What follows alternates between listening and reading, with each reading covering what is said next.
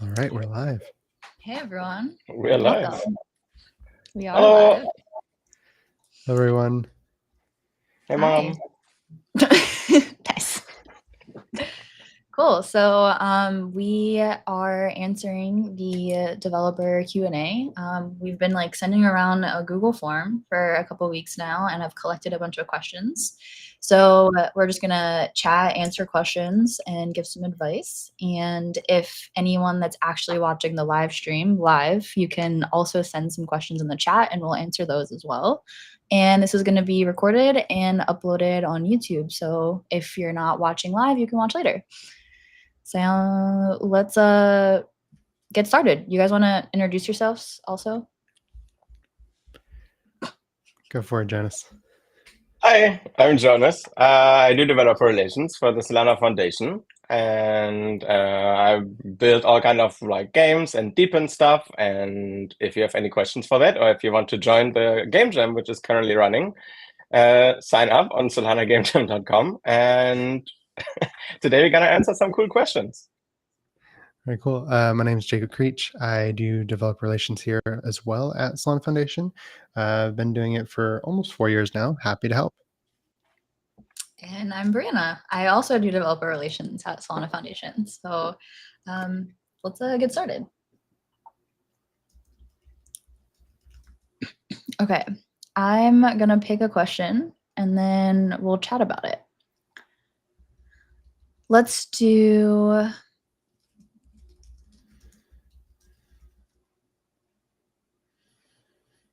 Okay, here is the latest question that was entered, and it says, what Solana job roles are most underserved or needed right now? More specifically, as I'm currently a developer in training, are there non-dev roles that an aspiring Solana developer could qualify for now while I continue to gain Solana and Rust proficiency? I could definitely say that developers are in high need. I get questions for new developers all the time. So especially Rust, JavaScript, web, mobile now with the Seeker coming up. But I think the question was more about non-dev rel jobs, right? And I think every team needs someone who does the organizing and the talking. So we need more product managers. We have many great devs, but we need to connect them with the people who are product focused as well. There's also a solana.com/jobs, which, how do I post the link on the screen? Jacob, you used to do this. I can try to do it on my end. Okay. But solana.com/jobs has all current job postings in the ecosystem. There's always hundreds of jobs up there, and has different types of roles. You can filter of technical or non-technical, however you want to filter on the site, and search through what's available at the moment.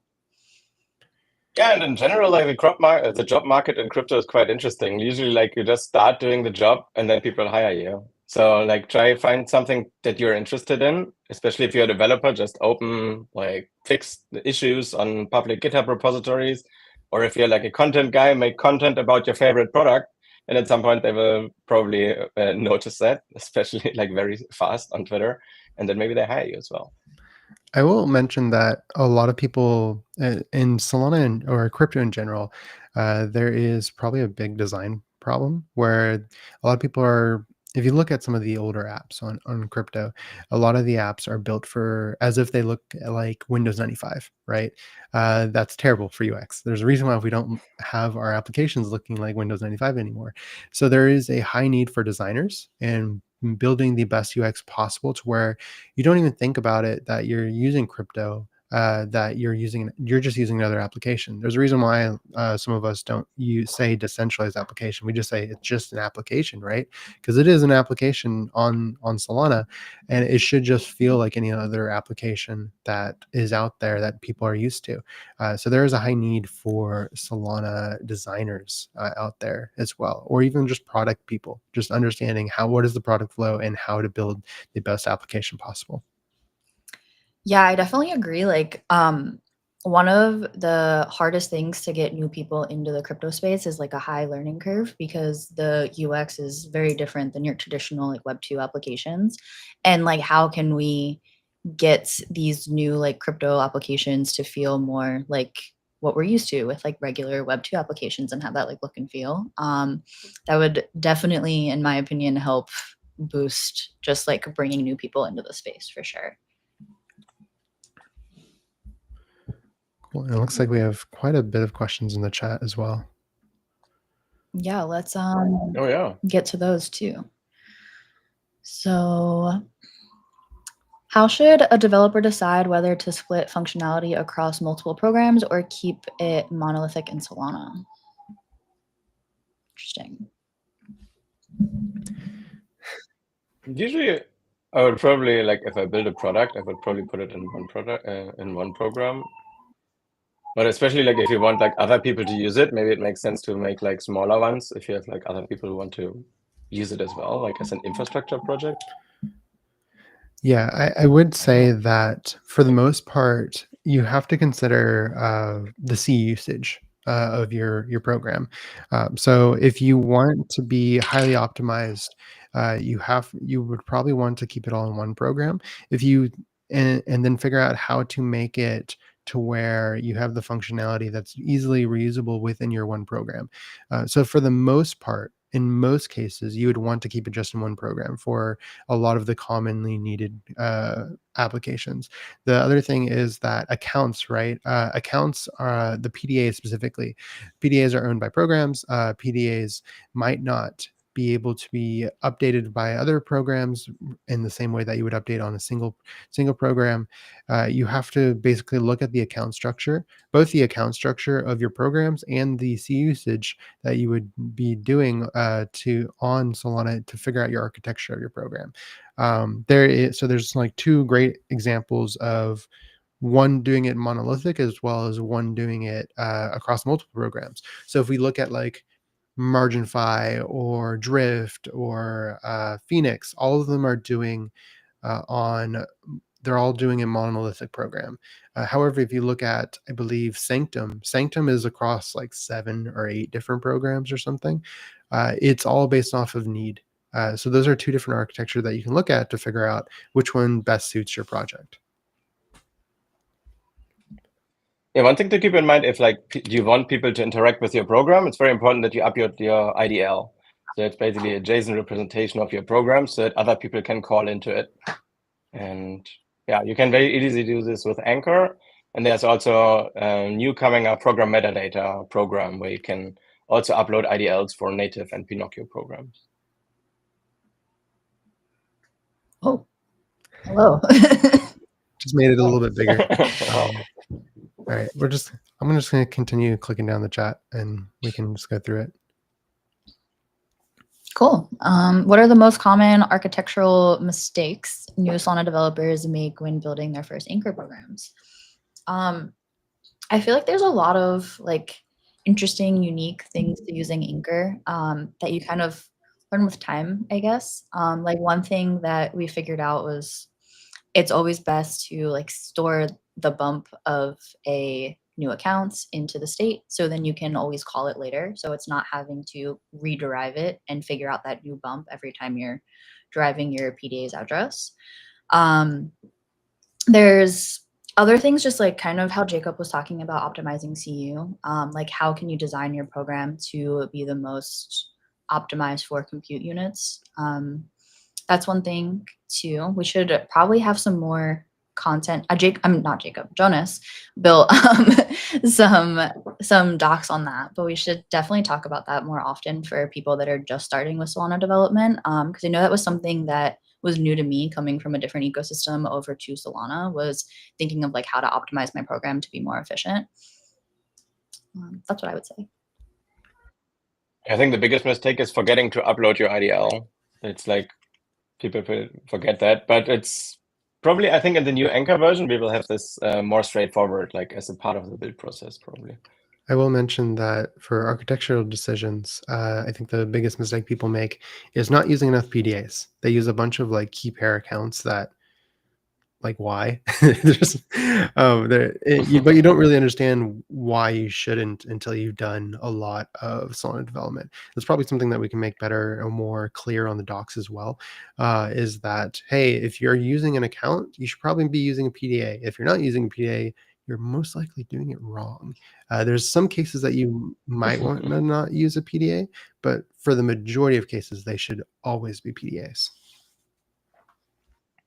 Yeah, true. It's very rare that you need to hard code a key. Like maybe it's an admin key or something, but even that you could rather save in a PDA and make it upgradable. Yeah, there is the case that you could potentially save CU, like if you want to be like super optimal on CUs, right? You could do it with a key pair, create the account, and then that's your admin key, and then you don't have to do the PDA validation, right? And you can just skip that, and you would save some CUs. But ultimately, like that's a rare case, right? That's not a common case.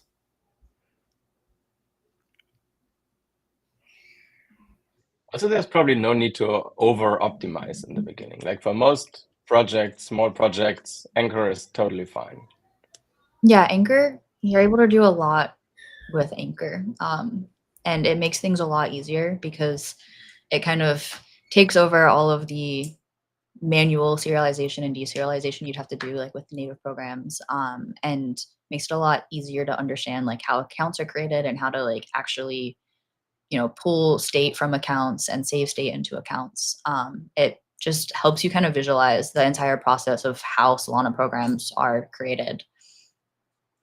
Yeah. Cool. Next question. How to create a proper Solana personal brand. I think like everyone's really on Twitter and they talk all the time on Twitter. So really just like building in public as much as possible, letting people know like what you're building, what inspires you, and talk about what you see like the future of your work to look like, and get other people motivated and interested in it. You have people that have created like a great brand for themselves. Like you have Mert, who's just constantly tweeting all the time about different things in Solana, and people reference like him and his personality a lot, and just kind of making everything as public as possible, like posting like your code from GitHub and talking about it, and interacting with other like important accounts throughout like the Solana ecosystem. That's what I would say.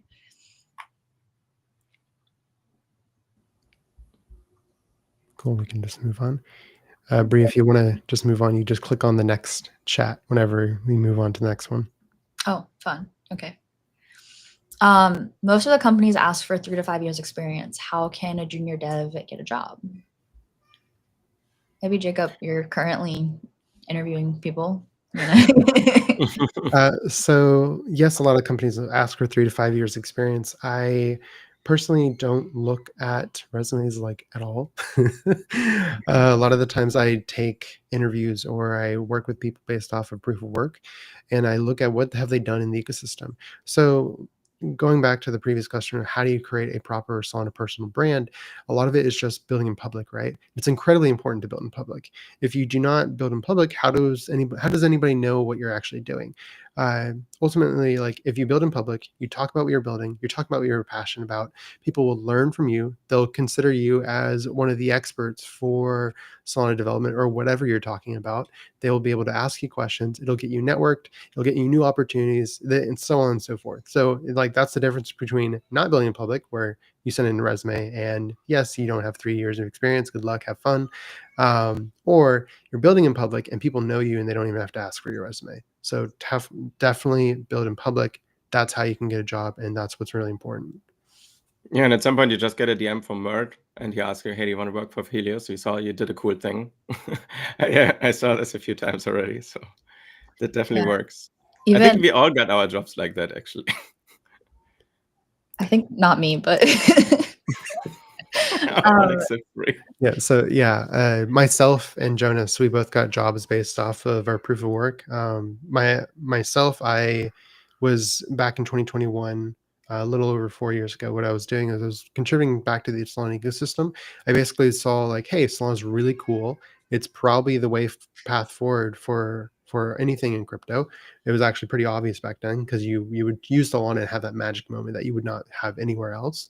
I would use it, and so I was like, okay, I'm a developer. Let me go see and if I can contribute back. So I built a lot of bunch of things in the Solana ecosystem, contributed back to multiple SDKs, got noticed by Tolly, got noticed by Chase at the time, and eventually they just asked if I wanted a job. So here I am. And 4 years later, I'm still here, still around. And Jonas, you want to talk about your experience and how you got there? It was the same thing. Like I just started building stuff. I built a Unity SDK in the very beginning, and then I built some games where you just like could move on a grid, like left, right, up, down.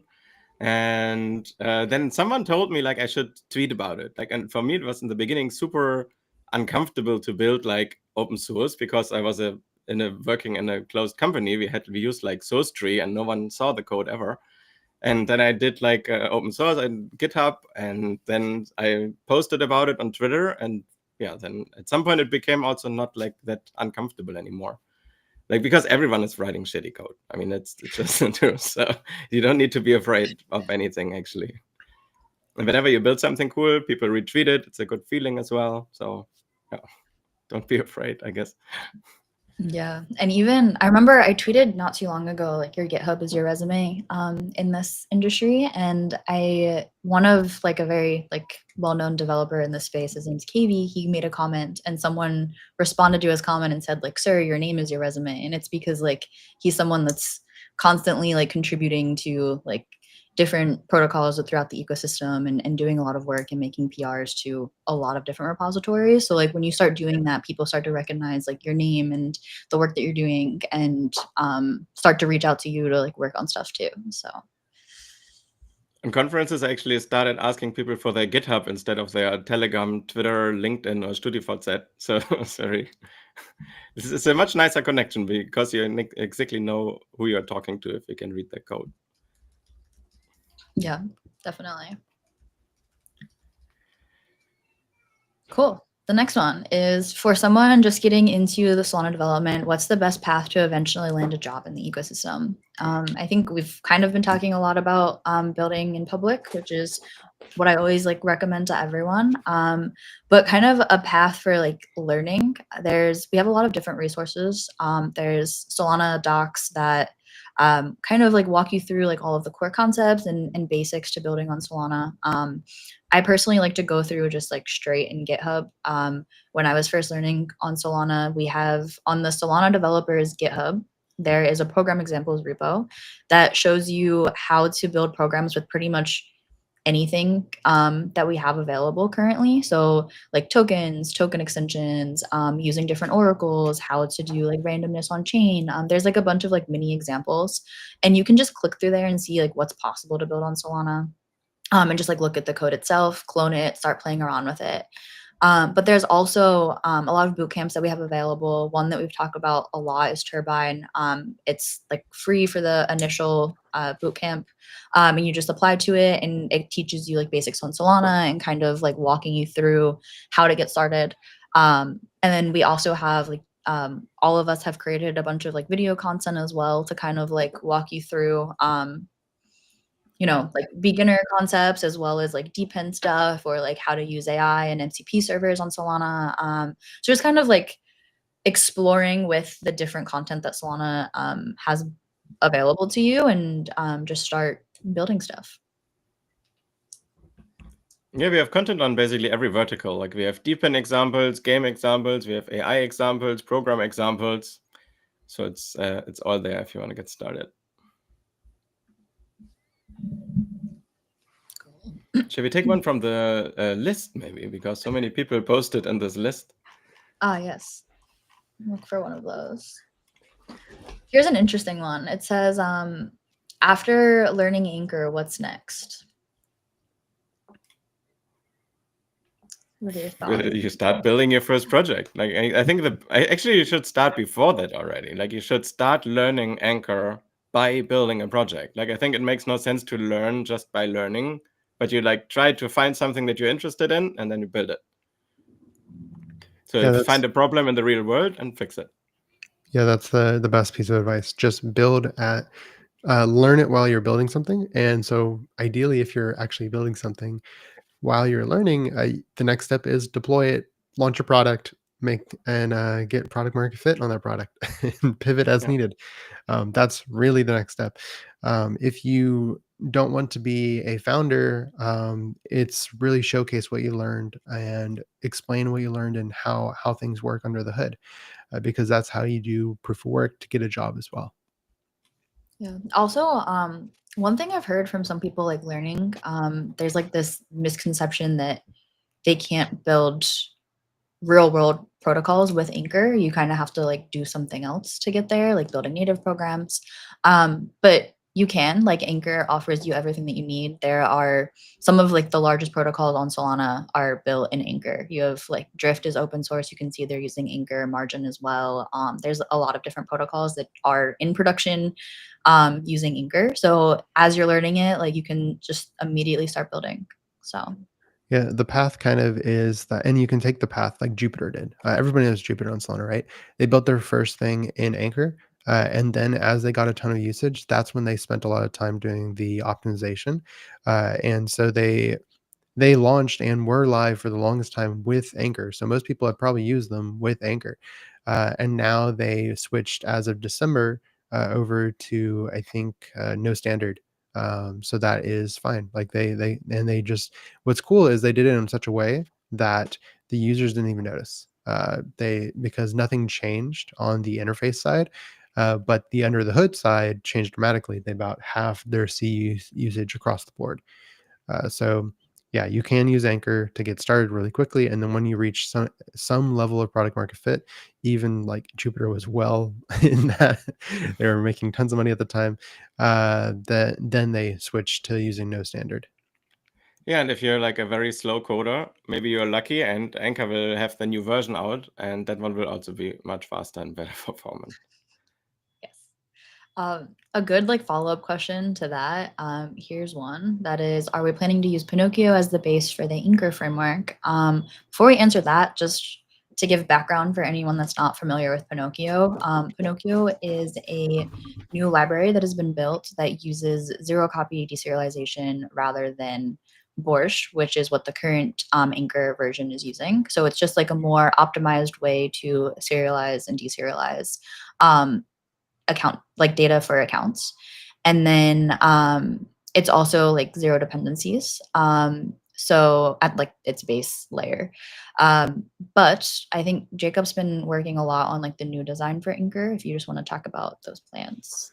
Yeah, so currently where we're at is we're at 0.31 on Anchor. The goal was to get into two places. One, we have a V1, which is a very, very stable version of Anchor that has been tried and tested. It's been battle tested throughout many years at this point.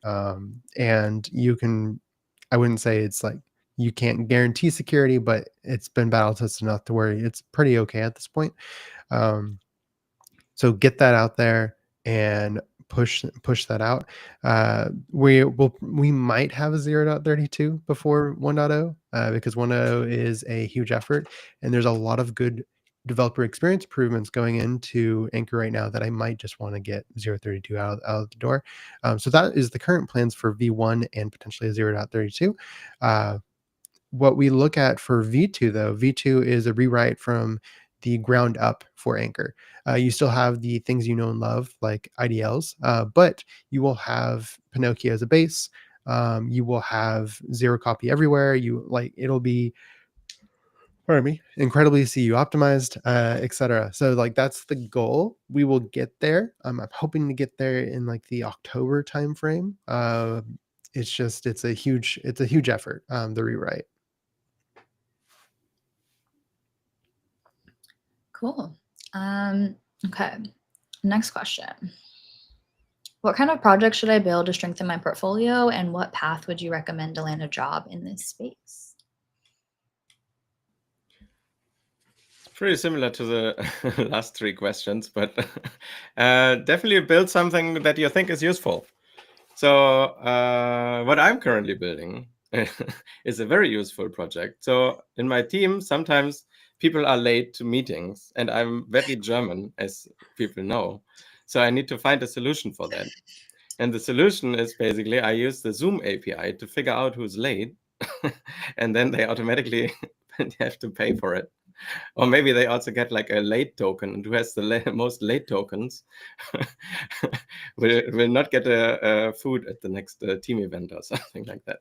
See, So I mean, that's like Jonas, more like of a fun meeting. But if you're a learner, I think having fun and building some cool projects totally makes sense.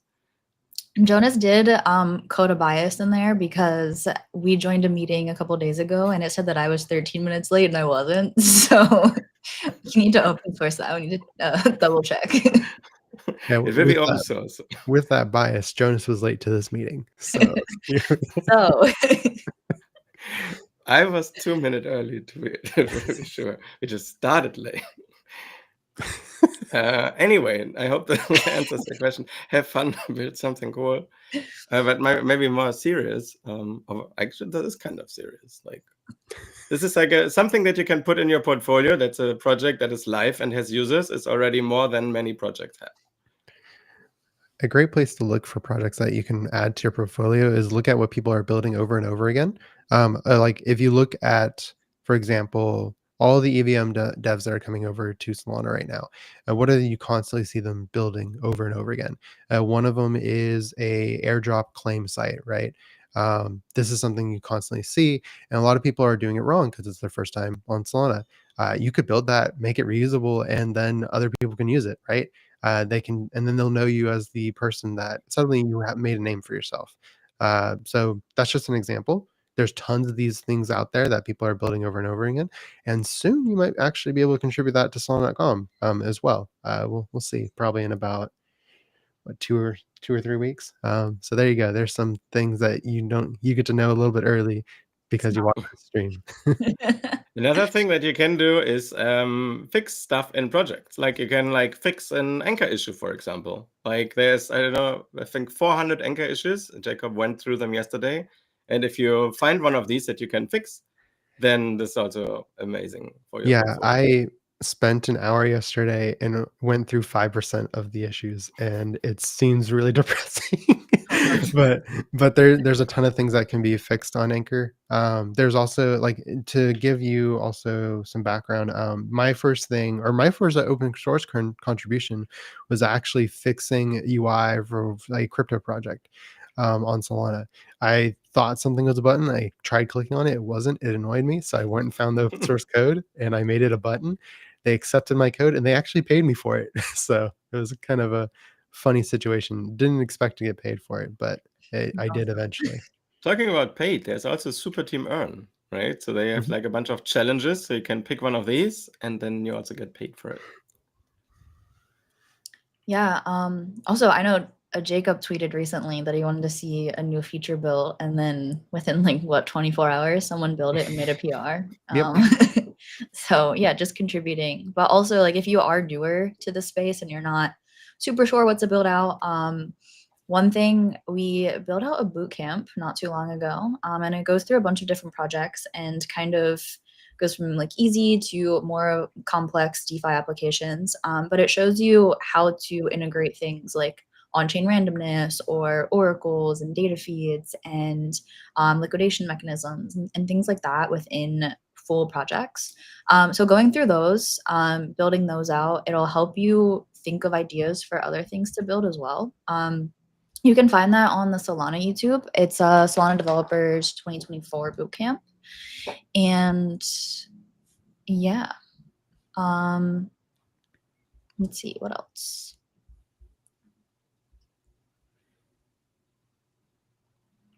There was just a response to what we talked about earlier. The bump comment is a great point, should be highlighted and underlined. I think we're actually going to have the bump thing automatic with PDAs and Anchor pretty soon. So we might not even have to consider it anymore.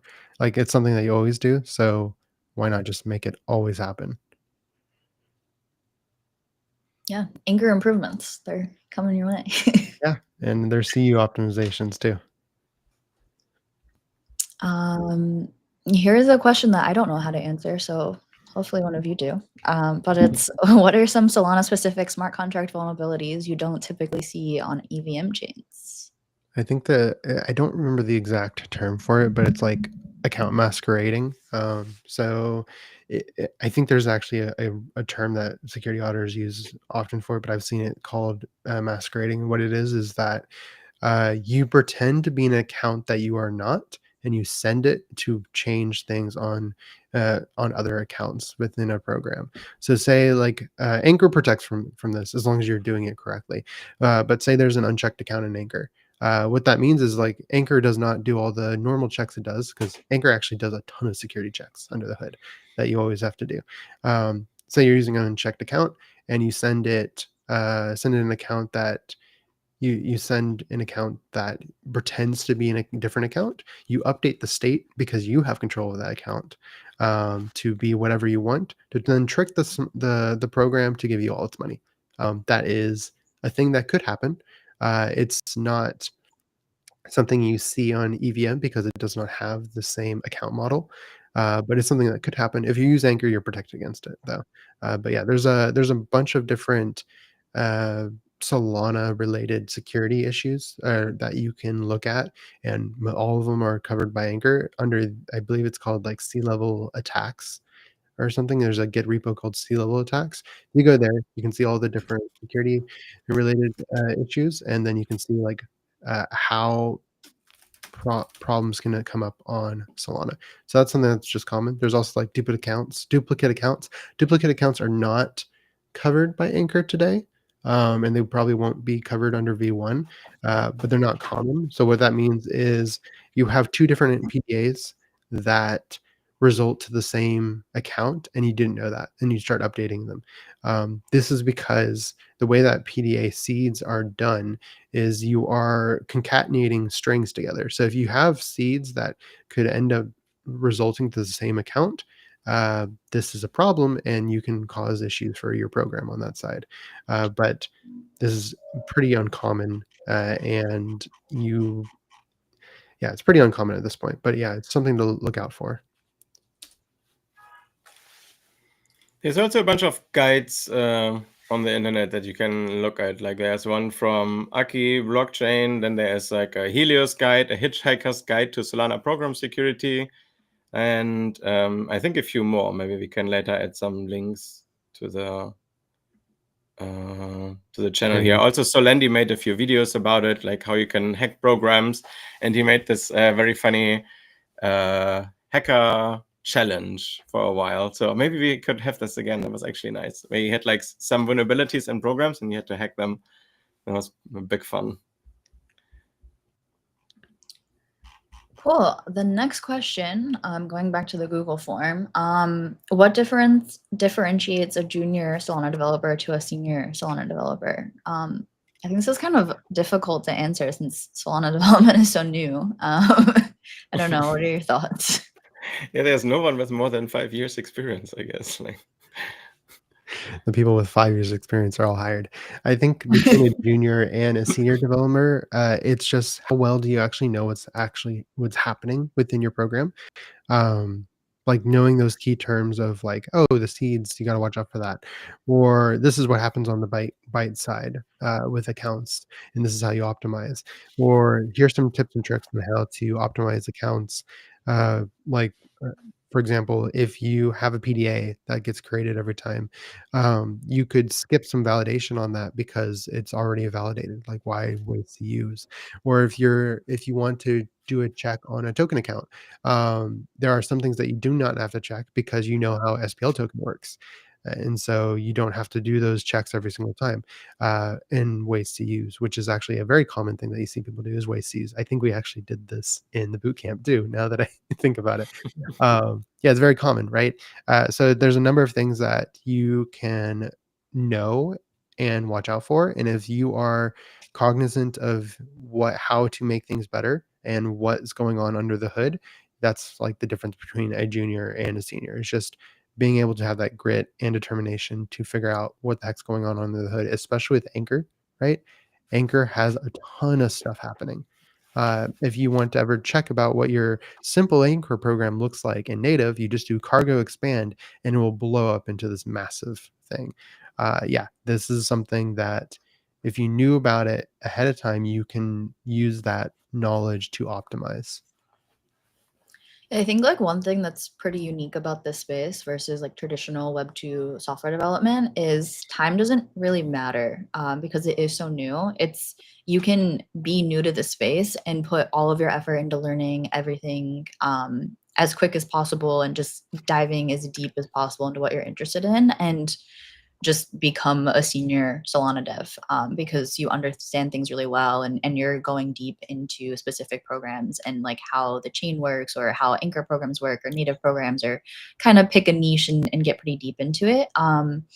So yeah, if you put in that time and effort, you can get pretty far pretty quick here. So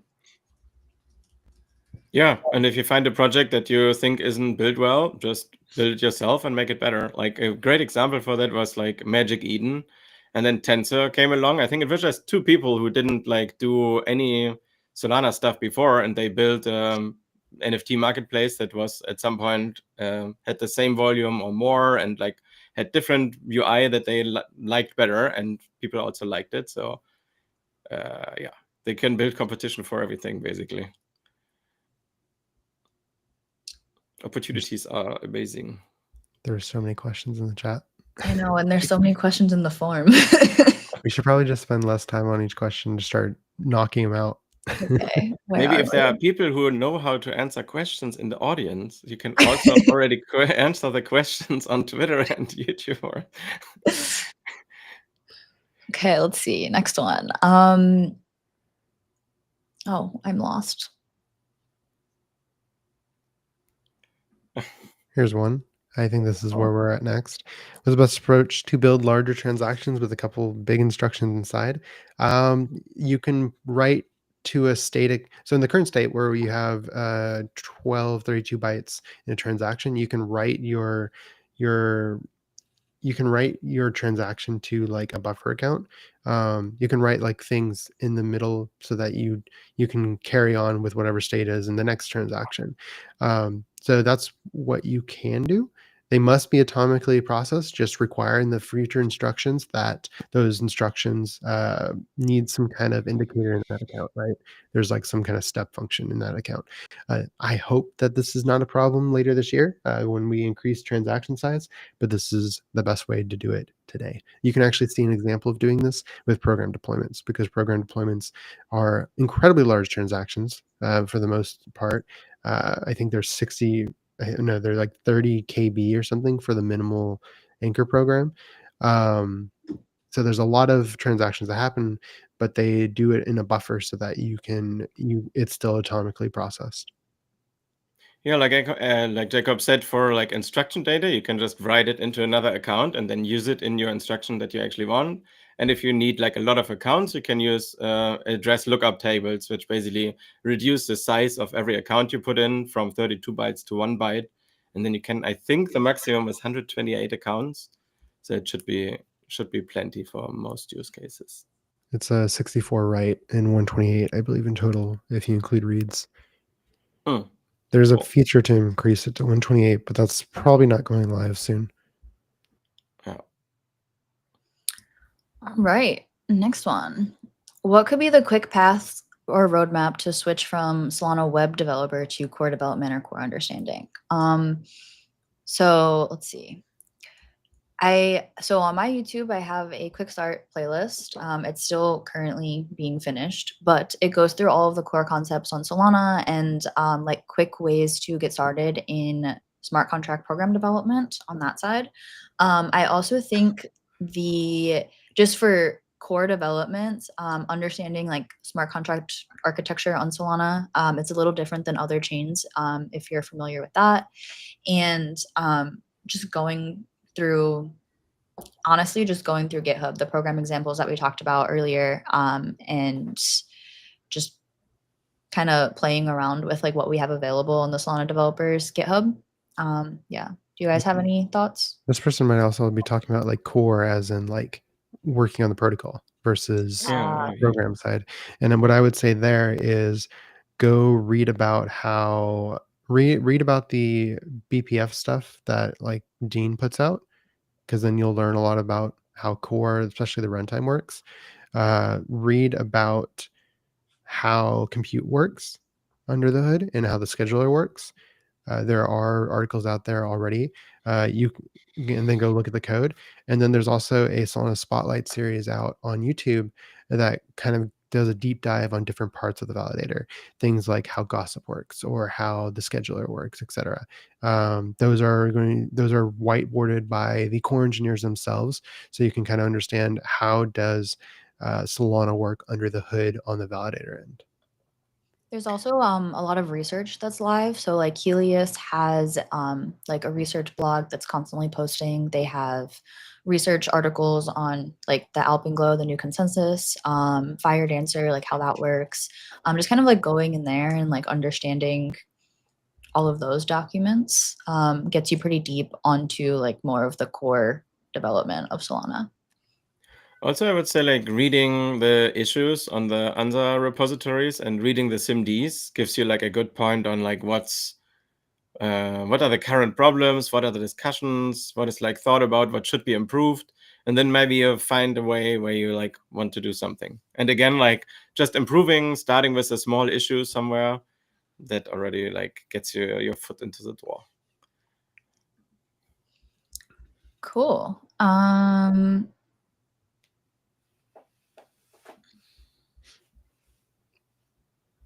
The mobile hackathon. Any advice? The level up. Yeah, build a mobile app, submit it. Yeah, there's a bunch of mobile scaffolds available that makes it pretty easy to get started with building a mobile app. Like it has, you know, the app connected with a wallet adapter, like already pre-made for you. So just using that to get your basic app started and then updating, you know, the smart contract and the front end attached to it. It's like a quick way to get started and build something. Yeah, what works really well is the Unity SDK as well. So you can just export an APK, has the mobile wallet adapter implemented, and it works out of the box. It's a game engine, by the way. Oh. So maybe make a game for Seeker. That'd be fun. Back to Jonas. What's your next DPIN project? Oh, the next DPIN project. Yeah, I mean, I told you already like what the current project is so for the people who are late to meetings. So maybe we improve on that and like we attach like a little water bucket to it or something. Like, oh no. whenever someone is late, they get it. Or like maybe something for people to wake up. I was thinking like building and like improving on the bar. Like it would be really cool if someone like from the community picks this up and actually makes it into like a bit nicer project. And then you could also use the same project to build a really cool karaoke machine, actually. And maybe just you attach a little speaker, you put it in a bar, and then you have a book where people can like scan different codes and then cost 5 cents per song or something. I think it would be really fun. Yeah, besides that, like doing something with like adding a proper screen to the bar would be really cool. For example, instead of Wi-Fi, using like LoRaWAN. Like I made a little example for it, but I didn't finish it because I didn't have LoRaWAN net here. Or like adding a 5G thing that you can put on the board. That would be really cool as well. So I don't know. There's like 1,000 different ideas I would like to build. So I hope people like who are better with the hardware and have like want to build something, do that. Yeah, if you need any other examples or questions, let me know. I'm gonna take Jonas's bar project and make a dog treat dispenser. So if anyone wants to give Bella some treats. That's awesome. And then people on the stream can like scan the QR code and like make her obese. Yeah, we just have another camera that's set up right above the dog treat. That's gonna be fun. Oh, Bella's gonna get fat. We're gonna need a treadmill too. She's gonna have to walk while she's getting the treat. Yeah. To get to the treat, you have to walk. Maybe she get walk points if she like as long as she's walking, and people can spend it to feed her on the stream. We have a Bella escrow actually. Yeah, but she needs to fill it up herself. It's great, wonderful. Let's see. There's someone asking about what remix with that ETH. What is it on Sol? Solana Playground. So you go to beta.solpg.io. That's basically remix on Solana. Can you put that link up? Yes, I can. I should probably learn how to do that. So If you click on captions and click on lower third, you can add that. Also, someone is building a scripting engine like Lua on Solana. I think it's going to be super interesting. I'm going to do an interview with him tomorrow. I don't know how that works. I would love to know how that works. So definitely ask. I'm going to subscribe to my channel, everybody. This is If you want to Bree's be the channel. first. Oh, subscribe to Bree's channel. I'll link you to Jonas's channel. Cool. What's the path for the, oh, we did that one already. You can do this one on that note. Native design patterns. Native design patterns that don't map cleanly from EVM chains. The biggest one is just don't map cleaning from. This is one with PDAs versus maps. So if you're using maps in Solidity smart contracts, you might be like, where's my map coming over to Solana? There are none. Well, there are, but like it's not a good idea to do them.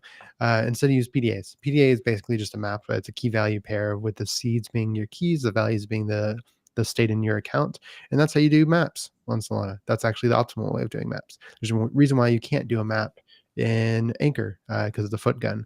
We might change that, but whatever. That's one design pattern that doesn't cleanly map from EVM chains. There are probably a bunch more, like events, right? Events are a lot different how you do it on EVM versus Solana.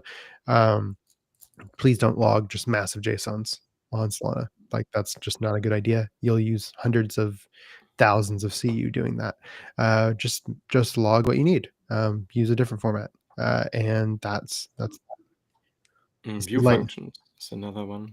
Yeah, view functions don't exist. Instead, you just look up accounts and you provide SDKs on how to do that. All right, lightning round. Let's go quick. Okay, next one. I still don't understand how we can integrate IDL JSONs with the front end. NPX create that should be NPX create Solana Dev comes up with a lot of boilerplate code, which is intimidating. I think we should probably make an easy example because it's really not that hard. Like basically you get a program object and then you can call stuff on it. You can call the methods, then methods dot deposit. And then if you want to fetch something, it's like account dot fetch and then the PDA. So it's like it looks complicated in the preset. I agree. Like there's lots of intimidating code.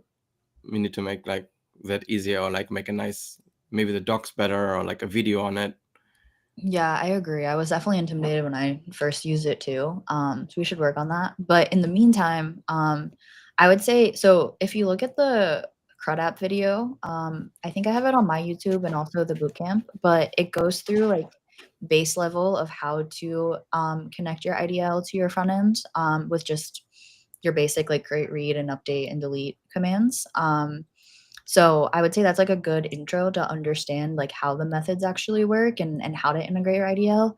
And then once you understand that, I think it simplifies the create Solana dApp template a lot. So that's a good in the meantime. And then we should definitely create a more beginner friendly scaffold as well. Okay. Lightning round. Well, I just mentioned the bootcamp, so we'll just bootcamp show anyway. Moving on. Yeah, we're 20 minutes behind on questions, so these people have either been sitting around for 20 minutes or waiting for their so questions. Yeah, there are a lot. It's good. It's good to have this type of engagement.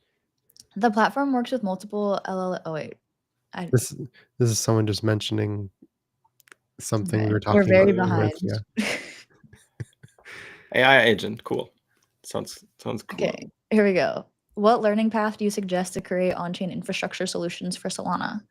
I want to create solutions, mainly biotech, that work on Solana. Learn how to use Carbon, right? Oh yeah. Carbon is an indexing platform created by, I think, by 7 Labs. If you know how to use Carbon, you'll be able to do any infrastructure solution on Solana. Learn how it works, learn how to use it, and go forth and conquer. Yeah, full transparency. It's indexing on Solana in general. We don't have much documentation on it at the moment. We're currently working to get that live for you guys.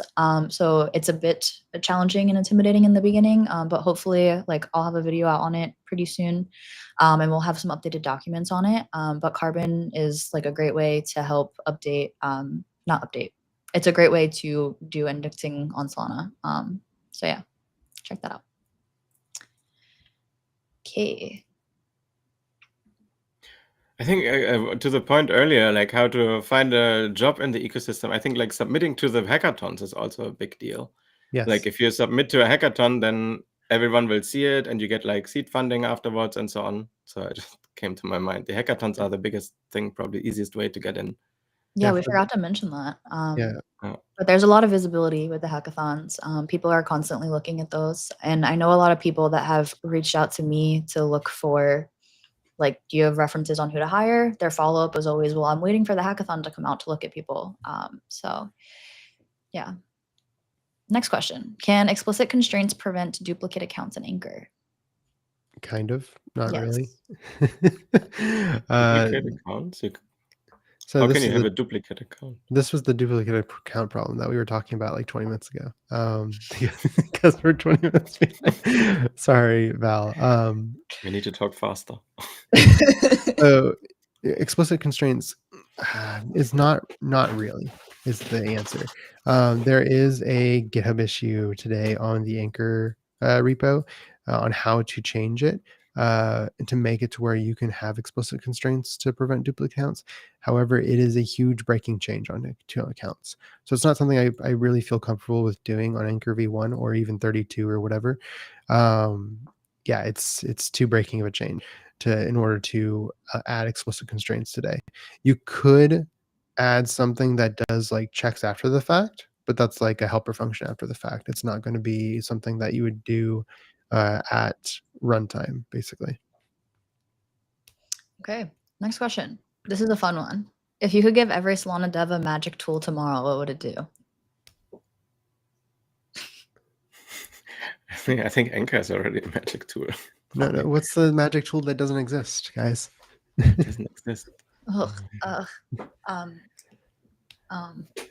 mean, this AI is like kind of, I mean, like an AI that actually works, like, because I use it a lot and it's like, it's a tiny bit not good enough. Like, it's just like, it does too many errors. Like if some AI tool would be perfect in building Anchor programs and web apps, it is already like magic a little bit, I think. I would say an AI debugger and a fuzz tester all in one. So I can write a program, it would generate fuzz tests, it would test them. Anytime there's an issue, it would fix it. It would debug it and find it and fix it. The first step of those is actually having a fuzzer and debugger, which are the tools that I would love for devs to have, which are being worked on. But we need them to exist so that people can actually use them and test their programs very well. Today, everybody tests their programs with either Light SVM or the Anchor Mocha tests. Those are good, but not enough. Okay, next one. For fresh CS graduates, Jacob was the CS graduate. Wait, Jonas, you did CS, right? CS. Computer Science. I know, I was a game developer. I did a master of sound vision and games. I don't know if this counts. Am I really the only CS grad here? Okay. For fresh CS grad, for really anybody, like, are you a fresh CS grad, whatever, it's just proof of work, build in public, like, do things that you're interested in. There's one thing is that, like, you might feel like with sharing and building in public, you might feel like, oh, this is dumb, right? Or everybody knows this. Why am I sharing it? The thing is like there are people that want to know what you know today, and there are people that were in your position at one point. And so if you share your information, they learn something from you. Like this is how we improve everybody else and make a name for yourself. So share what you're talking building. Just build a project that you think would be fun and go forth and conquer there. That's how you join the community. That's how you make a name for yourself and influence everybody else. Yeah, and post about your stuff. And there's so many people who don't know what you just learned. Like in the beginning, I just posted lots of stupid stuff like, hey, did you know that anchor tests you can let run by minus minus detach? And people were like losing their minds. Like it's so useful. And there's lots of these like little tips that you can just like learn and post about. Okay, next one. What are some Solana open source projects to contribute to? One thing we talked about earlier was Anchor. There's 400 current live issues. So if you want to look through those and make a PR, that'd be great. Anyone have ideas of good projects? Contribute to Anchor, contribute to Surfpool, contribute to Light SVM. Those are all tools that everybody's using, and if you know how they work, you'll become more valuable basically to other projects. Or contribute Also to help us. the debugger, fuzz Yes, tester, or Pinocchio. Pinocchio. We have a lot of tooling. All of our tooling is open source. So as you're building on Solana, if you find any friction where you're like, I wish I had a tool for this, I wish this worked better, look at the current state of the tool and look at the repo and say, make some PRs, make some issues, contribute. Yeah, that'll help everyone. And it'll also help your resume in GitHub. So Also, if you find something that's like annoying to do, you can like make it easier. Like, for example, make better error handling in JavaScript, or like write a helper in JavaScript that sends transactions more easily. Or like if you find a cool example, like submit it to the Solana program examples. Lots of options. or like one thing, Light SVM is not extremely friendly with Anchor programs at the moment. So there's a lot of functions that have to be manually created to make that compatibility easier. You can make some fun functions to help out, make a PR for that. Just how to make things easier for development. Yeah, and complain about like if something is bad, so we know about it. Complain about it, but fix it. Complain about it and fix it.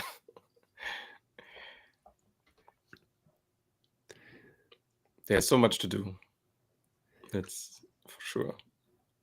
Okay, I often get confused. What is the need of a PDA? Any explanation? Bree, don't you have a video on this? You I should do have do a it. I was about to say that. I have a video explaining in depth like how PDAs are created. So if you want to check that out on my YouTube. But can you give them an explanation here? TLDR, oh, this is intimidating. PDAs. So PDAs are, it's like an account that doesn't have a private key. So it can sign for a transaction. So you create one, and then you can also, you have these seeds that are values that you define when you create a PDA. So that could be things like a variable or a constant, or something that you're pulling from the state of an account. So it's a way to kind of like help hold data and be able to access it. And it's also what's generated in your seeds to be able to create the public key of the account, I think. Cool. Yeah. I mean, Solana has a big database, and some of the accounts are PDAs that the programs can change, basically. Cool. Okay. We're catching up with time now. We're only 10 minutes behind. Awesome. Okay, I think this is what are your thoughts on Pinocchio? So I would say for me, I've been playing around with Pinocchio for a bit. It's definitely much more efficient. It helps with a lot of dependency management because there are no dependencies, the whole no string attach concept. It's also, improves performance because you're using zero copy deserialization. And however, it's not as intuitive as Anchor. I would suggest, like, if you are new to Solana development, go to Anchor first so you can understand exactly how just accounts work in general. It's a lot less intimidating. And then if you want to explore Pinocchio and kind of how to optimize your programs, I would switch over to using the Pinocchio library. Hopefully in the future, when the new Anchor comes out, it will be using Pinocchio under the hood. So it will be a way to have your more optimal programs, but still have the simplicity of Anchor. Pinocchio is great. Maybe a little bit intimidating in the beginning. So just a fair warning there. Definitely recommend using Anchor if you're just starting out.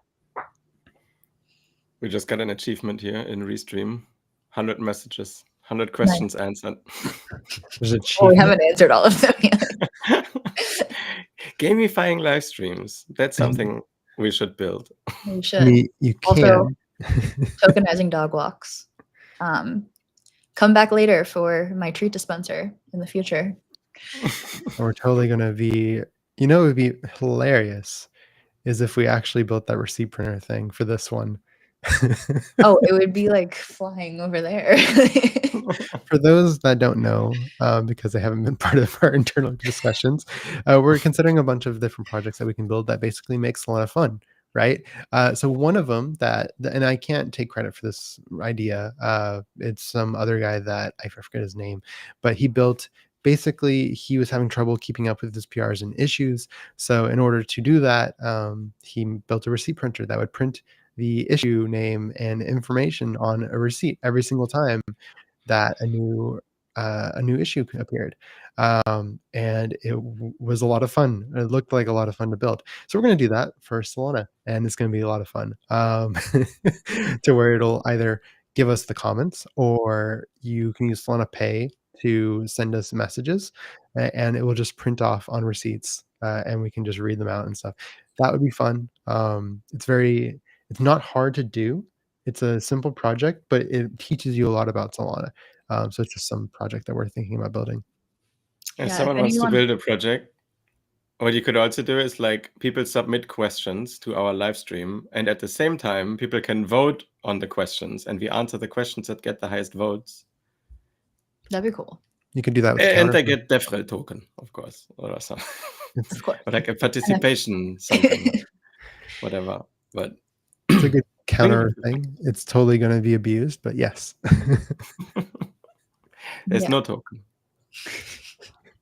And if you think of any like fun stuff you'd want to see us build, send us DMs, because we need some ideas to how to make Solana fun, and we're gonna build it out. So yeah, or tag us public so other people can also see it. Everyone can build it. Oh yeah, true. Tag us on Twitter. Another one, escrows for the win. This is just a shout out. I know when I was first learning Solana, Turbine always said everything's an escrow. So if you're new to Solana, build an escrow, understand how that works. That's a good starting point.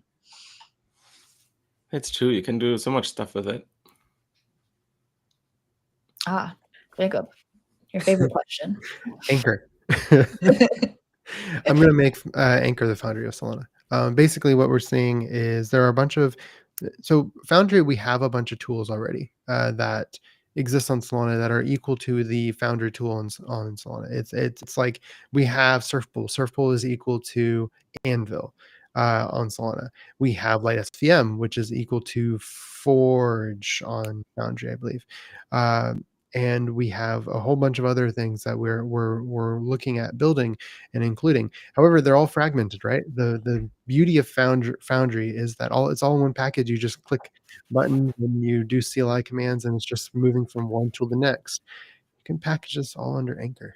So why don't we do that? And that's what we're doing. It's kind of why I want to get 0.32 out before 1.0, because I'm getting all these tools packaged under right now. Like right now we have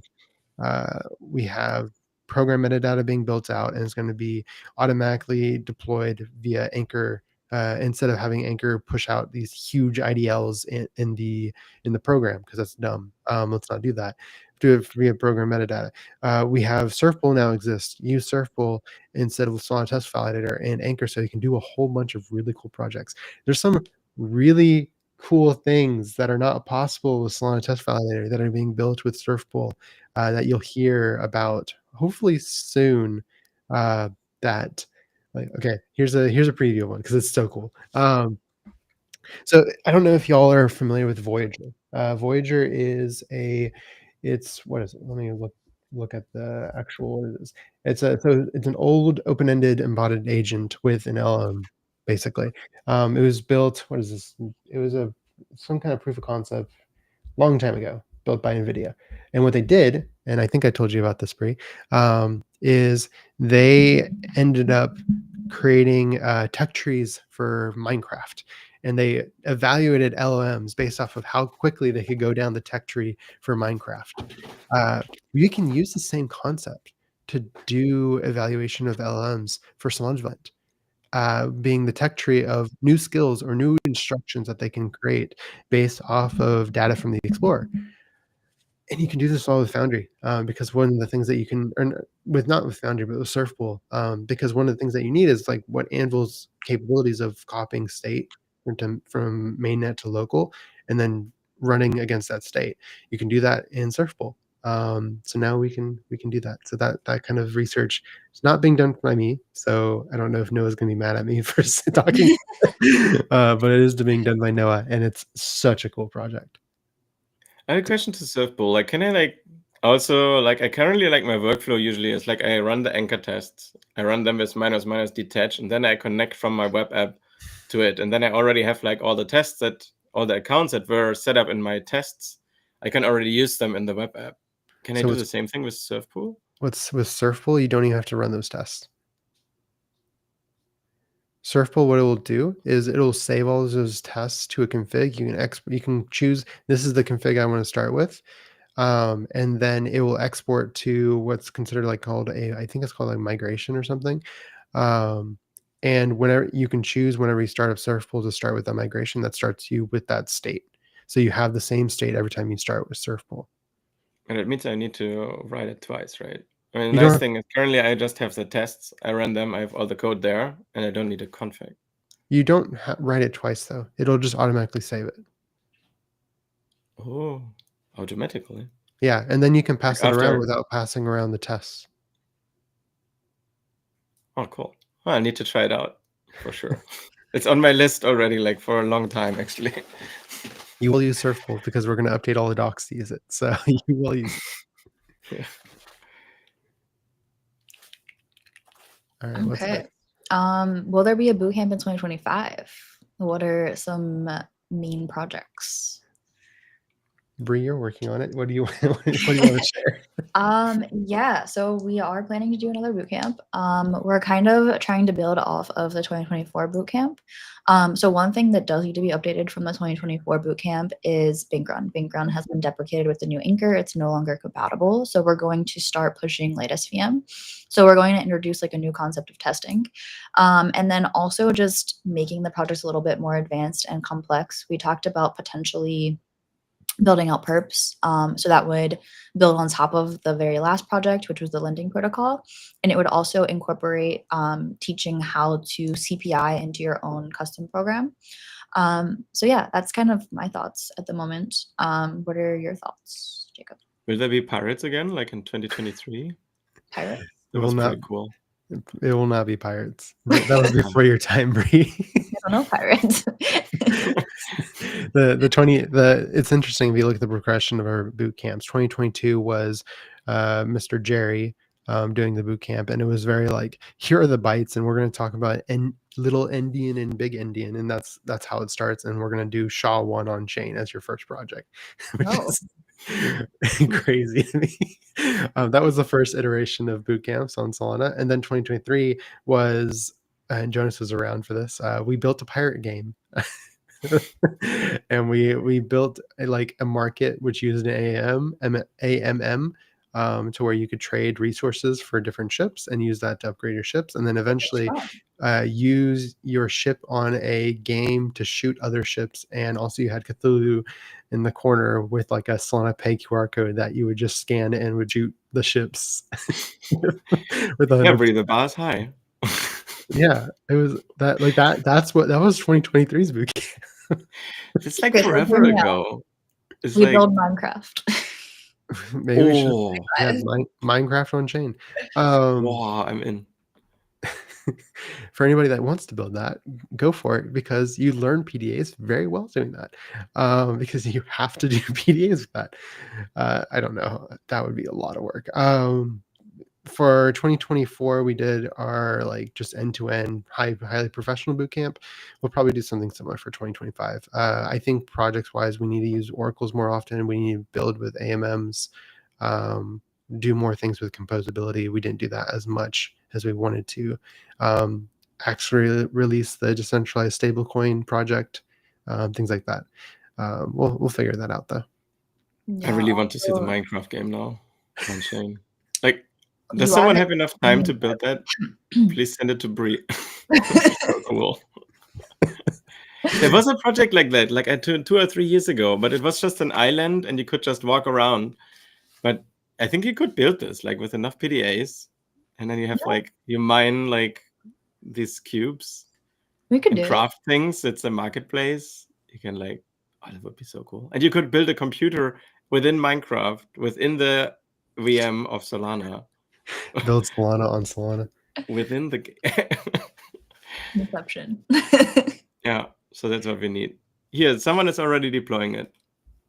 I know it's an on-chain clicker, but it's also cool. We'll get there. Minecraft on-chain. I think Uli Xdor is gonna building it. He has a Minecraft profile picture already. There we go. We have live comments while we read the 20-minute-old questions.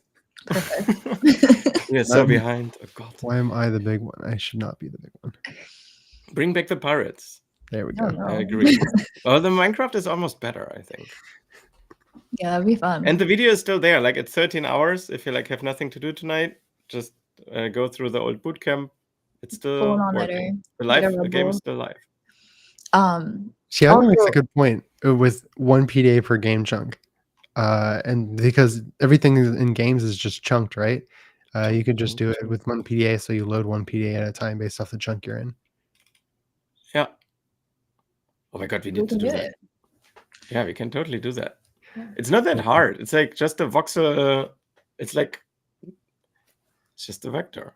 All right, hold on. I'm gonna go ask Claude. Build me Minecraft.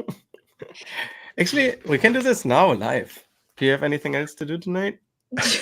Yes, I do. And we switched the stream into building Minecraft live with 3 DevRels and 1 Claude. And Claude, which is doing majority of the work. Yes. Next stream. Also, speaking of Claude, I think another thing we should probably incorporate in the bootcamp is just like how to leverage AI and using like our MCP server with building. So that would be fun too. Okay, next question. Are there support for folks not contributing in the non-obvious way? What is the non-obvious popular way? For Dart. I know it. I do not understand, but everyone is welcome, no matter if you're like building popular or not popular. Yeah, I think like if you're looking for support, honestly, like crafting a story and building in public, that's how you're gonna get devs interested. I think like there are more demand for devs than we have devs in this space. So if you're trying to pull devs into a project and you're needing help, it's really just how can you like craft a story, like show what you want the future of your project to look like, get people to be passionate about it and talk about it publicly, then you'll get devs interested. So yeah, just explain your vision and talk to the people that are building in the space. Also, since you're on screen, like if anyone wants to help this person who has Dart problems, DM Daniel Asabo. Yes.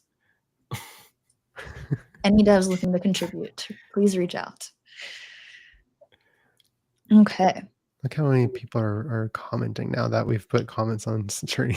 It's now that we talk about Minecraft game on chain. I think that's so the next live stream is building the treat dispenser and Minecraft. Yeah, we should build 3 projects live. And we see who finishes first. Ready, go. That would be fun. I've been thinking almost about done with Minecraft. I'm doing it here on the other stream. I already have Claude doing it for us. Don't worry. The one thing is that I've been considering for us, and maybe we figure out how to do this, is that we do a hackathon on DevRel and just do a bunch of, the templates thing that we're doing, and for those that don't know, template, and something I mentioned earlier in the stream, is we're gonna have a bunch of redeployable templates that anybody can just click and go, and just have like an example project to build. This is something that I would like for us to build a bunch of these really quick. So one thing that we can solve with this is do a hackathon on DevRel and do it all publicly and kind of showcase how you can build in public with all these things. That's something I wanted to do. Hello, everyone in the public. You get to hear about DevRel planning, but we'll see. I was going to bring this up on Monday for us, but we can chat about it. Think about it from now until Monday. Perfect. You're like, love it, wonderful. Welcome to planning of DevRel. What did you achieve last week? What are you gonna achieve next week? It is kind of what happens. Is there a way that we can trying to figure out how to customize this, but I don't know how to customize this. Soulcraft is now alive. Oh, This is fun. We need a complete coin flip tutorial built on Solana. Yeah, we can do that. I think like one thing, just for the meantime, if you're interested in looking into this, is just understanding like on-chain randomness and how to do it. If you look at the bootcamp, Jacob did one on a lottery that is integrating on-chain randomness. So if you look at that, see how that was built, that directly correlates to how you would build a coin flip on chain. So back to shilling the bootcamp again, but we can definitely do this in the future though. It's a great idea. yeah. I mean, gambling as like a project we build is like sometimes maybe a bit difficult. But if anyone wants to contribute an example for that, like there's multiple solutions. Like Magic Block has VRF, there's Orao VRF, there's Switchboard VRF. And it's basically just what you need. Like you have an oracle, you do a CPI, it says head or tails, you bet on it, you put it in escrow, and then if you win, you get the money back. Otherwise not, and maybe you take a percent. So yeah, as long as you have like a randomness example, you have a coin flip basically. Okay, next question. Back to PDAs. But who signs if it doesn't have a private key? So when you're actually coding the part where you're executing your CPI transaction, there is a method that is with signer seeds. So that is implying that you have a PDA and you have to specify the seeds for your PDA. So if you explicitly state those seeds when you're signing, it's able to then rederive your program derived address, and then that address can then sign the transaction. We have a bunch of examples on that. You can go through just like program examples is going to have, you can Command Shift F dot signer seeds, I believe is the method. But it'll show you all of the examples that use signing a transaction with a PDA. Yeah, and you can't pay fees with the PDA. So maybe that's the question. Like you always need to have a proper private key to pay for fees to sign a transaction. And if you want to automate it somehow, then you need to have some kind of crank. So you can, for example, use Tuk from Helium, which is like doing automation that you can use to like trigger stuff that you don't want to trigger yourself with your wallet. Tuk is pretty cool.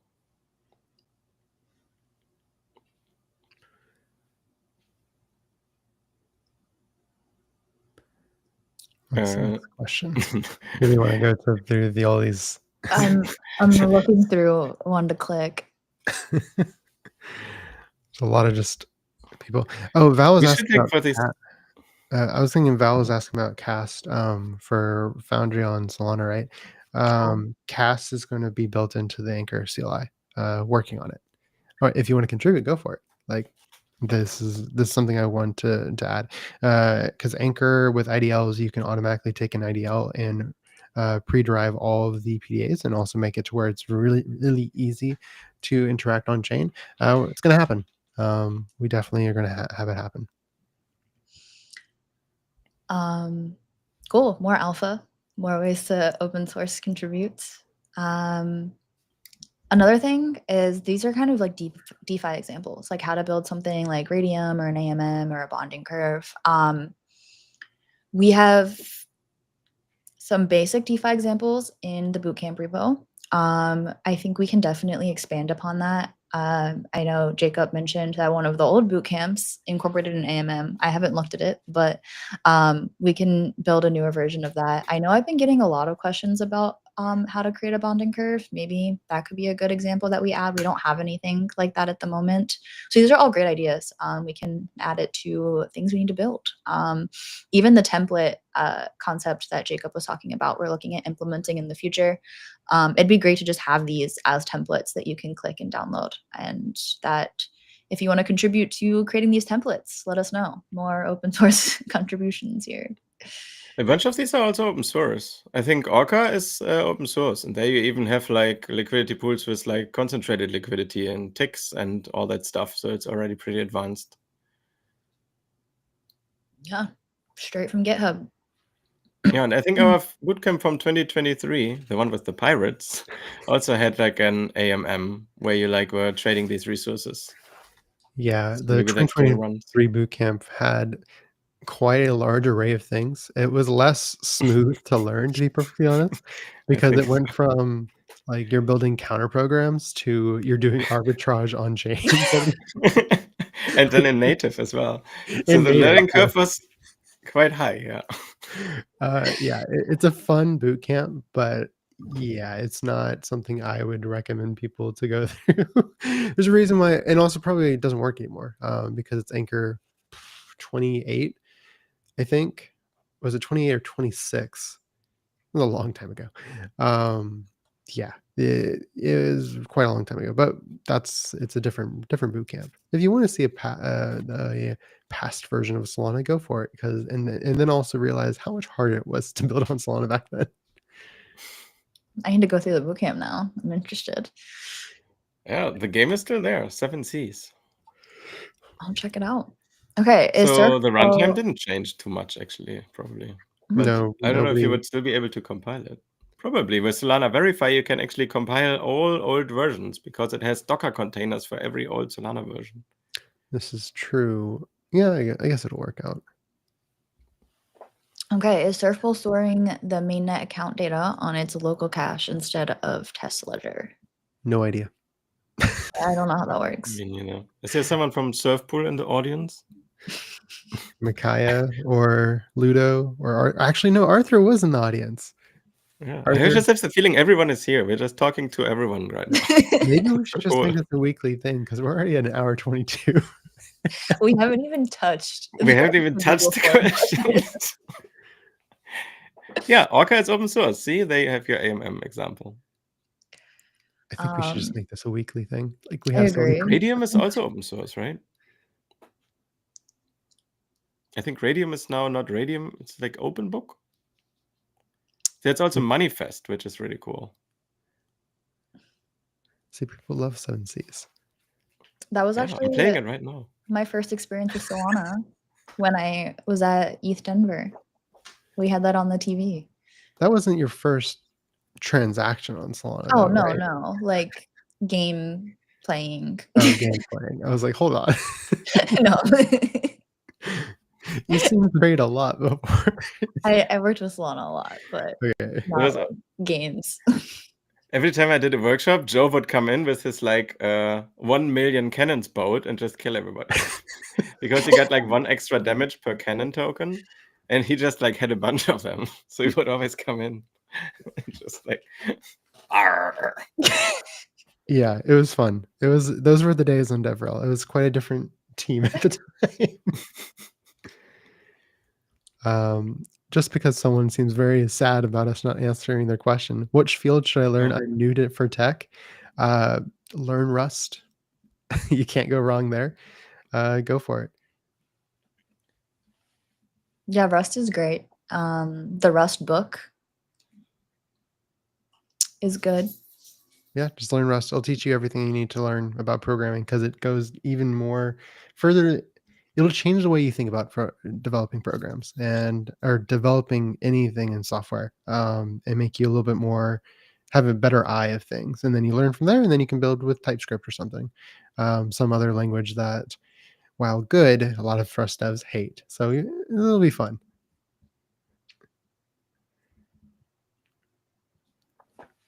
Yeah, TypeScript is hard. I think TypeScript devs would say that about Rust. Well, I would say the reverse.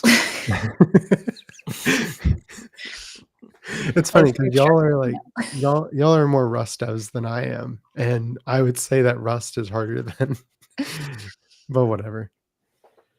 All right, next question. I'm looking through it. We're like 15 minutes behind now, so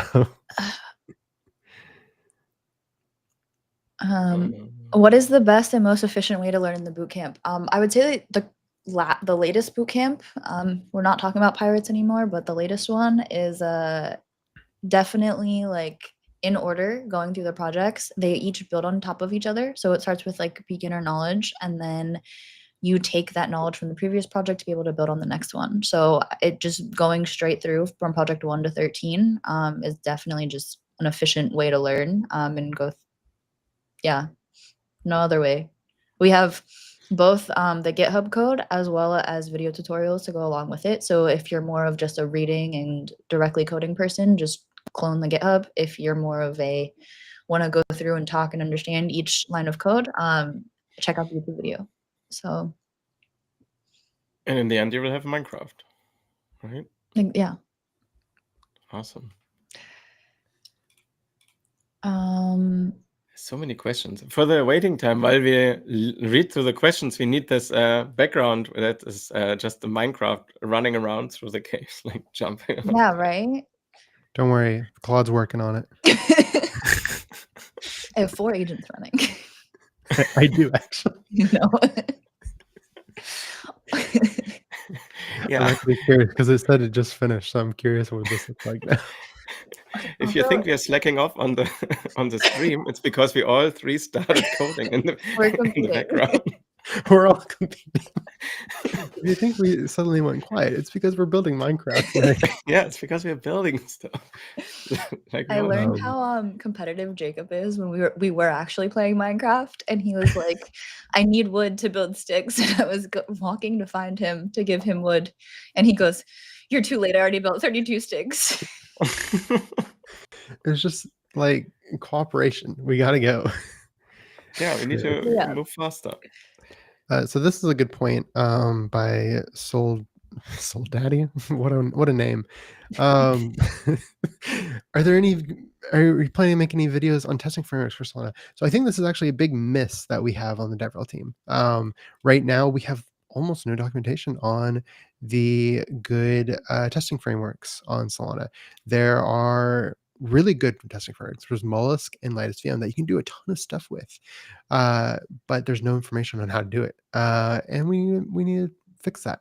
So there's I think we should have videos coming if we don't already for testing frameworks on Solana, and then 2, I think we need more documentation on that.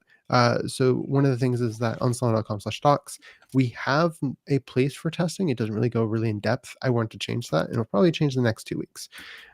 So incoming, not today, but soon. Yeah, so one video that's already been recorded was with Joe. Joe Caulfield was the creator of Mollusk. So I did a video with him where we went through creating an order book and testing it with Mollusk.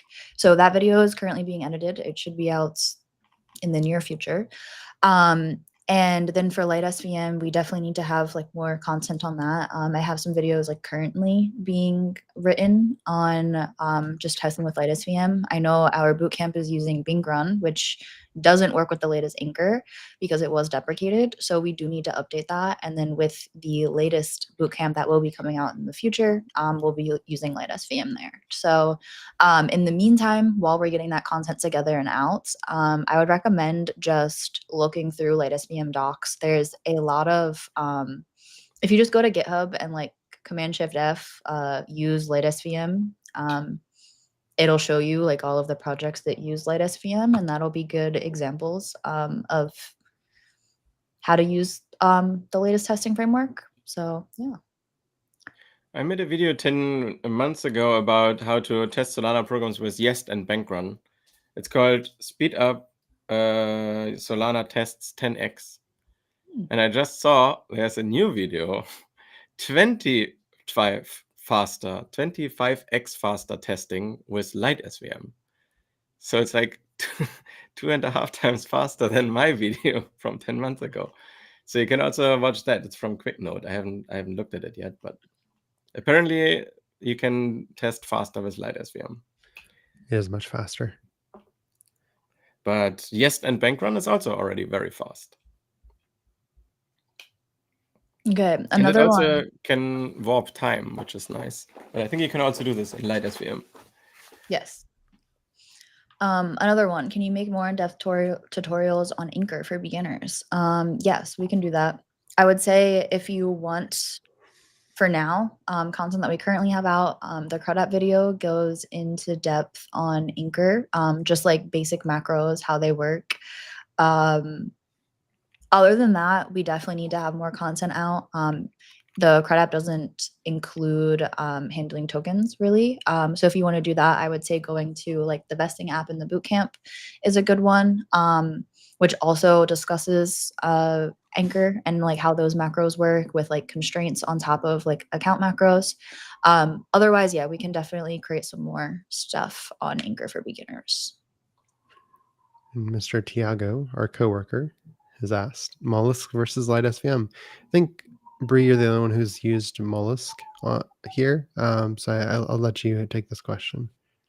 Yeah, personally, I do really like Mollusk just because it has a lot of functionality like pre-built in, which simplifies things. So you can kind of do what you do in Light SVM in fewer lines of code.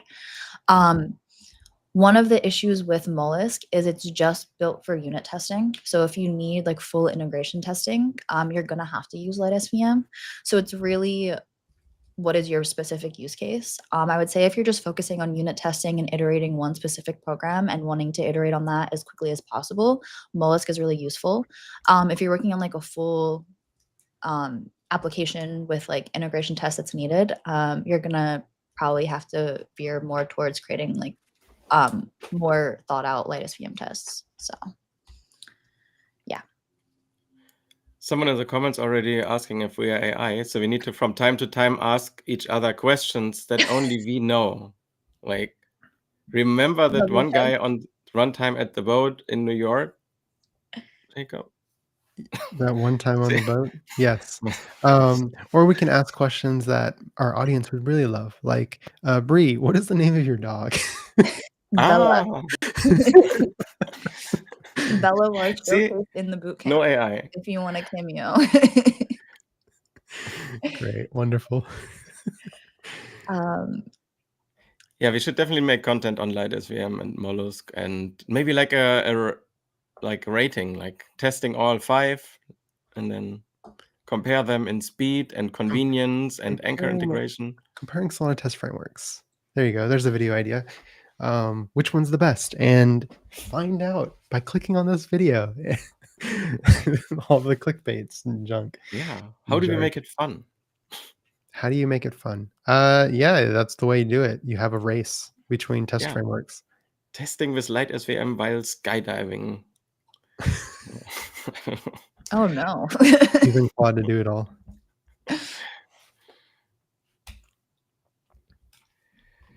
Okay, currently looking through more questions. Me too. Someone asked a programming question in the Google Sheet. Wait, did they give us like a stack trace or something? I think it's like when listing accounts to be used in a transaction, a derive account, struct payment, system account. Is it correct to do? I don't know. This is probably a question for Stack Overflow. Solana Stack Overflow. Ask me anything. This is developer Q&A. We have to help them out. I'd like to know Also, if and when it's okay. A shill for Stack Overflow, Solana Stack Exchange. If you ever run into questions, post it on there to get your question answered. I think if you have the question, most likely someone else is going to run into that question. So we want to have everything like publicly documented and have the answers documented as well. So Solana Stack Exchange, always go there when you have questions. So the question is actually about, is it correct to define a vault account as a system account, or should it be a PDA? I'd like to know if and when it's okay to declare PDA accounts as system accounts. So like a system account can't be really a PDA because a PDA is program derived. Like it says it's owned by the program. But there are cases where you like might want to use a system account for certain things, because then you have the private key and can still sign for it. Yeah. There you go. There's your answer. Basically, for a PDA, only the program can change it. And then if you want to be the authority of this PDA, then you would add an authority field into the data of this PDA. And then in the program, when you want to change it, you check, hey, am I the authority? Am I allowed to change it? So that would work. It's very interesting how the comments come up here as emojis and they're not emojis. Oh Face no, red head Bree, heart what have you shape. done? We have a visitor. She was scratching for attention. Oh, great. Aw. Wonderful. So there are some questions about possible to do something on Solana Mobile. Do we want to make any videos on Solana Mobile? Yeah, I can make a video of the Cash App. Oh yeah, we already have the cat. Wait, did you already make a video of that? No. There you go. No. Also, mobile wallet adapter, right? How do people can do that? We have a video on how to submit to the DApp store. And I asked, and definitely know that. apparently it's still up to date. So Isn't it maybe I going need to to check that. Isn't it going to be different soon though? I don't know. I asked the guys from the mobile team and they said it's the same, but I should probably check it. It's also not super hard. Like you just upload the PDA, then you like upload the APK, then you mint the NFT that represents your app, and then you're submitting. Got it. Cool. Here's one question from the forum that I thought was interesting. What are your thoughts on choosing which blockchain to build on? I'm currently starting with Solana, but in the future, I just want to understand what aspects to look for in building on a chain. So it's like, why Solana? Yeah. I mean, there's nothing really else that scales like Solana, or that you like. If you want to build for the future and you want to actually release products, then you would use Solana. It's like, But what is your elevator pitch for Solana? You got 30 seconds with someone. What's there you go. Here's the DevRel test. Why Solana? Fast and cheap. Yeah, Good you're community. like you're stuck in an elevator with someone at some major crypto conference. This happens all the time, right? Well, okay, we don't go to crypto conferences, but if we do, why Solana? it's just like a big decentralized database that everyone can use, and you can use it for your backend, and no one can take it away. Like your app will just be there forever. I mean, look at this game that we like, 7Cs. After 2 years, I didn't do anything. I don't pay any server costs. Game is still there, playable. Makes me tons of money. Theoretically, it's on Wait, I was like, it makes you money. Yeah. I think it's like a good community. You have people that are like constantly just trying to like make things better and improve every aspect of Solana. You have like just like new tech constantly coming out, like Alpenglow is our new consensus mechanism. You have like 00, like ways to make the internet faster because that's going to be needed to make blockchain faster. You have like FireDancer, like our new validator client. It's just like constantly like innovating, as well as just the community for building applications on top of Solana. Everyone just works together and wants everyone to succeed. So you post publicly about what you're building and people are going to respond and say, hey, like I like this. Oh, I made a PR. Oh, I want to help you. Here's an idea. It's just like a great community to be a part of, in my opinion. So. Yeah, and also, like, go for it, Jenny. Like we are like in the fortunate position to like meet the core devs from time to time, like at like before and after breakpoints or during Mountain DAO. And if you meet these people like Anatoly and like all the core devs, then you just know that Solana is in like it's in good hands, and like these amazing people are working on it. So that's like Yeah, ultimately, if you're building an application right now and you want to use the unique characteristics that a blockchain gives you, the only blockchain that can withstand the type of scale that you want to do, or say you build an application, you want to scale to millions of users, the only one that can do that and has proven itself to do that is Solana.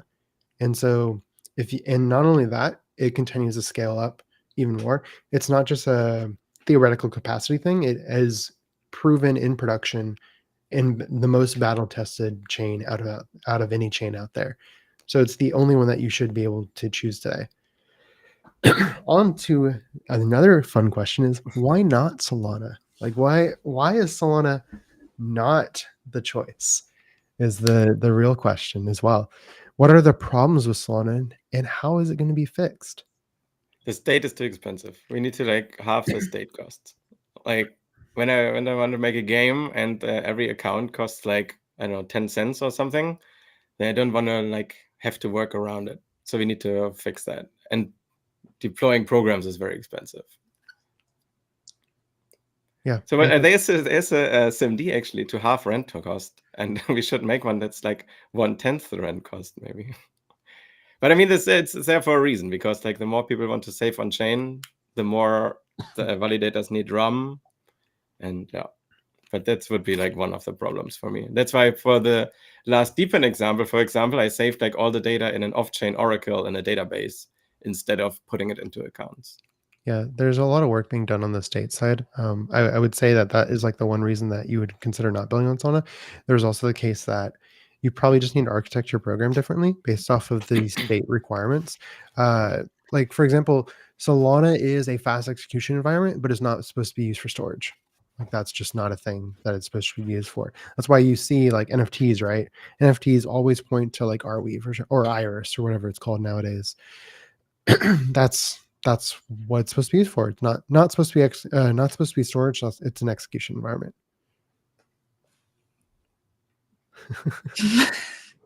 These are fun questions. Look at Minecraft. Minecraft. What genre? If Solana was a video game, what genre would it be? Like Minecraft, like something like some building thing for sure. Yeah. Yeah, that's probably true. Like, Building, designing. maybe a city builder. If ETH Denver guys came to Breakpoint, how would you convert them? It's funny you say that because Solana people, I should say, went to ETH Denver. All three of us actually, Yeah, true. and did a bunch of talking to Ethereum developers. Ultimately, what I find is a lot of people on the Ethereum side, they kind of, especially when we did go to ETH Denver, which was a year ago, right? Or 2 years ago. I don't remember. 2 A year and a years. I half. skipped It was my I first skipped week. one then. Yeah, it was a fun first week. They ultimately, like, then it was a lot of that people just didn't try Solana, and so they just assumed a bunch of things that people were saying were true and they were not. And so we just had people try Solana by playing games on Solana. The other We thing played is, Seven like, Seas. yeah, we had people play Seven Seas. There's also the case of like, how can we do things that are, if you take something that is on Ethereum and you try to do something on Ethereum on Solana, how is it better? There's a lot of things. Like a great example is just like the parallel execution environment and the isolated hotspots. What that means is that whenever you have some huge application launch on Ethereum, gas spikes go up dramatically, and that affects everybody, including people that just want to send from, like, if I wanted to send Bree money or something, that would affect me as well. Uh, and Ethereum solve for this is with L2s, right? Or even like kind of like application specific layer twos, even is what we're seeing as like the L3s of the world with like Robinhood. Uh, and so that you isolate the hotspots on completely different centralized chains, and that's how it works. Solana doesn't have that problem because it by default has isolated hotspots. If some application goes up dramatically in price of on CU, it does not affect the rest of the chain. That's a big deal, right? There you go. Wait, was this for or against Solana? Well, I mean, that we kind of went forward on like the questions. If you rebuild one part of the internet using Solana, what would it be? This is called 00. Should I say Minecraft again? Not Minecraft. We're not going to rebuild Minecraft. Well, okay, Claude's almost done with it. Actually, Claude's Part of the internet. Are we there yet? Oh, it's killing it. We're just stretching out the questions so that Jacob can finish the game in time. There you go. Hold on. Someone else answered the question. I gotta see if Claude actually finished. If you could rebuild one part of the internet using Solana, what would it be? Yeah, I mean, 00 is rebuilding the internet. It's, what is it? it's updating the fiber layer of the internet, and then changing how the validators connect to it. Honestly, I don't really understand 0.0. It's over my head. So Okay, hold on. someone smarter than me and explained it. It's They're not. Go for it, Jonas. They're just renting a bunch of undersea fiber cables and rent these out to validators, basically. I mean, it's a bit more, but that's basically what it's about. Hold on. 0.0 is like the coolest project. Hold on. Like, guys. I know, but in simple terms, it's like basically like they built a new internet for Solana. And they So build with dedicated cables, like from Amsterdam to New York to Tokyo. they built a marketplace for what is a bandwidth on the internet is what it is. So what it is a 0.0 is there's 18 companies around the world that own all of the fur cables around the world. If somebody like China decides to cut the cable going across the Pacific, suddenly you have to go the other way around the world, and that increases latency, increases costs, etc. If you look at people that are very they don't want those high latency situations, they are losing millions of dollars because of that cable cut, right? And they would be willing to pay to build a cable across the ocean, billions of dollars to do that. What's fun is there are all these private cables across the world, owned by tons of these companies that have not only bandwidth, but additional bandwidth. They're not at capacity all the time. So what can people do? Sell the extra capacity. And what that does that do? It creates a new internet, because ultimately, like, people can use this extra bandwidth to then do really cool applications and make more money on them. That you look at like high frequency traders, right? High frequency traders, if there is a cable cut, what they can do then is then pay for additional bandwidth on some private cable, and then do even more with multicast to have low latency and low jitter, and guarantee that their sends dramatically much better. And what's cool is like the people that are building 0.0 are also the people that built the internet. So that's kind of insane. Yeah. So 0.0, coolest project probably in tech, in my opinion, because it's literally rebuilding the internet into a better internet that you can do multicast, because it's private cables. You can't do that today on public internet. So yeah, much better. Sorry. It's just a temporary solution until Tony figures out how to do neutrinos data sending through Earth, because that would be even faster than going around Earth. Yeah, if you want to do that, sure. And Collins just said like 0.0 is just building on top of 7Cs. All right, let's see what npm runs. It's a form of deepen, yeah. Actually, like I think the best deepen projects like use something that is already there but not used, and then make it valuable for people. So like, for example, the internet bandwidth, or like there's some project, for example, that uses like Wi-Fi somewhere that is not used anyway, and then rent it out to people around the area. Or like, for example, for phones, there are some projects like using the bandwidth from the phone as CDN network, for example. It's really cool.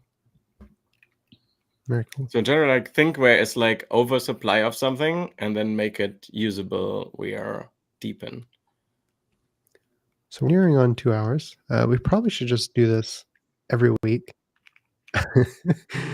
How would you like to proceed, Bree, since this is your stream? Yeah, I can link the Google form. We can just have this Google form like constantly running. I can link it to the description section of this stream once it's live. And if you have additional questions that you think of, throw it in the form. I know we only got to like 2 from the Google form, and there's several questions on here, so we can bring this back up next week and chat more. And if you think of anything in the meantime, you can add it to the form, or just join and we can live chat again. As you can see, the live chat gets a bit of a preference here. So if you want to be live and chat with us, come back next week. Yeah, and then we're gonna answer all the Alpenglow questions you're having. Yeah. Because I see one in the chat already. Cool. But we keep that one as a cliffhanger. Like the biggest, if you want to see the answer for Alpenglow breaking changes, Come Tune back in next time at Bree's channel, Bella and Bree. All right, cool. Great. All right. Thank you, everyone. Thank you. Thanks. Bye.